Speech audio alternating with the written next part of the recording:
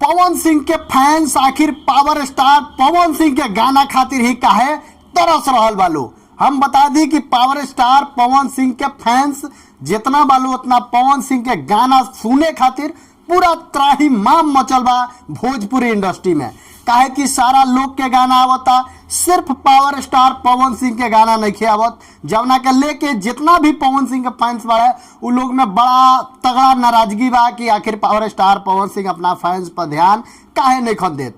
पवन सिंह जौन बा कि होली में गाना के तौर पर लॉलीपॉप चुसा दले, यानी एगो छोटा सा गाना रिलीज कर दले जौन उहो होली सैड सॉन्ग रहे।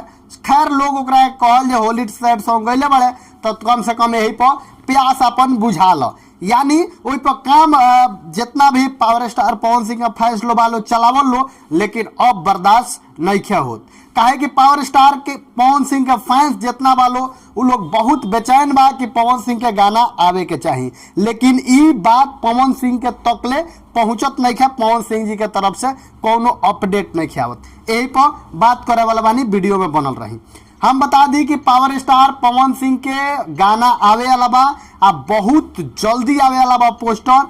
आज ना काल पोस्टर रिलीज हो जाई हर हाल में, चाहे परसों पोस्टर रिलीज हो जाई। काहे कि पोस्टर राते आवे वाला रहुए, पोस्टर ना हुए कुछ कारण बस, लेकिन वह सब याद रखी पावर स्टार पवन सिंह के गाना 1 से 2 दिन में आ जाई। काहे कि पवन सिंह के गाना कोई गो शूट भी भइल बा। पावर स्टार पवन सिंह थोड़ा सा बिजी चुनाव के लेके बाड़े, सारा लोग के ई कहना बा, लेकिन power star Pawan Singh shooting में भी बिजी बाड़न।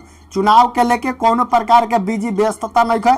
काहे कि पावर स्टार पवन सिंह के बिहार से टिकट नहीं है मिलल बीजेपी से, तो अभी कोनो दूसरा पार्टी में जाए के कोनो शान गुमान कोनो बात विचार नहीं है। बहुत सारा न्यूज पर वह सब देखले हो कि पावर स्टार पवन सिंह ई पार्टी में गए, वो पार्टी में गए, वो पार्टी में गए। अगर कोनो पार्टी में जाइए तो आके अपन इंटरव्यू सोशल मीडिया पर जरूर रखियन।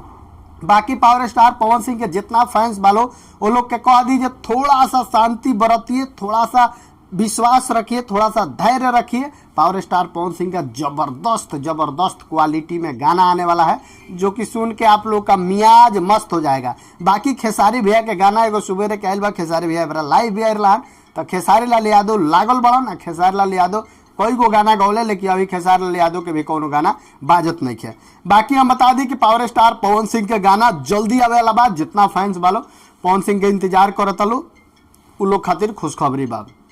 वीडियो के तनी ज़्यादा शेयर करी, काहे कि वीडियो पर उ चीज़ के रिस्पॉन्स नहीं आ पाओ जो चीज़ के चाहिए। बाकी वीडियो के देखे खातिर बहुत बहुत धन्यवाद। रहुआ चैनल पर नया बानी तो सब्सक्राइब जरूर करी, वीडियो के खूब ज़्यादा शेयर करी ताकि पावर स्टार पवन सिंह तक पहुँचे आ पवन भैया पर कुछ विचार करस। मिलता है अगला वीडियो में, तब तक खातिर नमस्कार।